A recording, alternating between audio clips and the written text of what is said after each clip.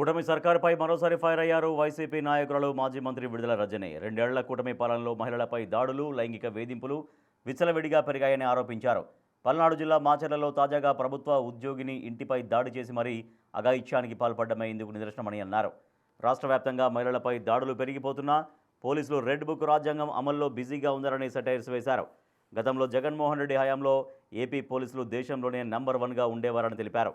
కూటమి పాలనలో పోలీసులు 36వ స్థానానికి దిగజారన్నారు. రాజ్యాంగం స్థానంలో రెడ్ బుక్ రాజ్యాంగం అమలు చేయడం వల్లే ఏపీ పోలీస్ శాఖ 36వ స్థానానికి దిగజారింది. ఇప్పటికైనా కూటమి ప్రభుత్వం కళ్లు తెరిచి మహిళల రక్షణకు కఠిన చర్యలు తీసుకోవాలని విడుదల రజని డిమాండ్ చేశారు.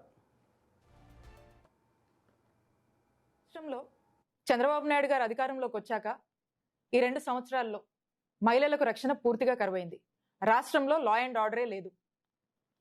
చంద్రబాబు నాయుడు గారు అధికారంలోకి వచ్చాక మహిళల విషయంలో ఏం జరిగిందని కనుక మనం ఒకసారి చూస్తే రాష్ట్ర వ్యాప్తంగా కూడా మహిళలకు సంబంధించి మహిళల మీద దాడులు పెరిగాయి, మహిళల హత్యలు పెరిగాయి, మహిళల మీద అఘాయిత్యాలు పెరిగాయి. ఇవన్నీ తట్టుకోలేక మహిళల యొక్క ఆత్మహత్యలు పెరిగాయి. మహిళల విషయంలో చంద్రబాబు నాయుడు గారి ప్రభుత్వం అధికారంలోకి వచ్చాక ఇది వారు సాధించినటువంటి ఘనత. ఇవి ఎంతలా అంటే ఈరోజు చూస్తూ ఉన్నాము, అందరూ కూడా మీడియాలో చూస్తుంటారు.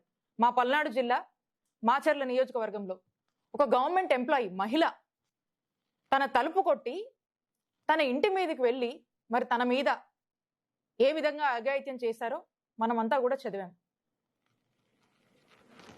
ఈ రోజున పరిస్థితి కూడా 2 సంవత్సరాలు అయిన తర్వాత ఇలా ఉందంటే ఒక్కసారి మరి కూటమి ప్రభుత్వం ఆలోచన చేయాలి. ఏం చేస్తున్నారు ఈ పోలీసులు?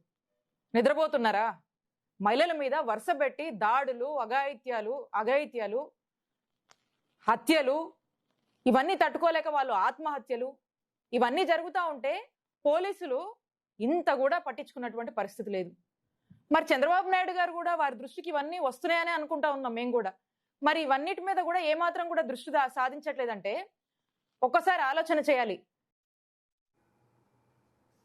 జగన్మోహన్ రెడ్డి పాలనలో మహిళల రక్షణ కోసం దిశ యాప్, 0 ఎఫ్ఐఆర్ నమోదులు, డ్రైవ్స్, కౌన్సిలింగ్స్ ఉండేవన్నారు రజని. ఇప్పుడు కూటమి పాలనలో ఎవరికీ రక్షణ లేదన్నారు.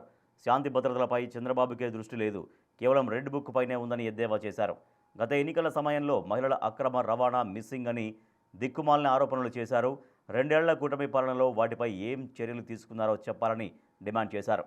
ప్రస్తుతం జరుగుతున్న వరుస ఘటనలు నియంత్రించడానికి తీసుకున్న చర్యలేంటో చెప్పాలని ప్రశ్నించారు.